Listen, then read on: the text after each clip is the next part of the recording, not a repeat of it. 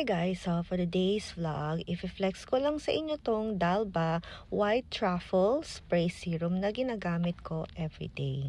So ayan yung box niya guys. So ayan. So ganyan yung itsura. And then papakita ko sa inyo yung mismong serum niya. So ayan. So hindi natin mabasa yan guys dahil nga Japanese. So pwede natin i-Google Translate. So, I think Korean product ito guys.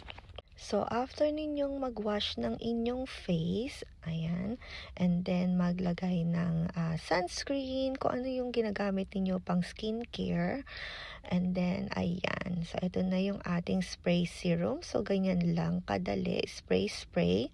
So, pwede nyo naman tong gamitin tuwing umaga or bago kayo matulog. So, bahala na kayo guys kung anong gusto ninyo. So, pwede naman. So, ayan. So, fresh na kayo niyan. So, kung gusto ninyo guys bumili, nasa comment section yung link. Thank you guys for watching. See you guys next time. Ingat kayo. Bye!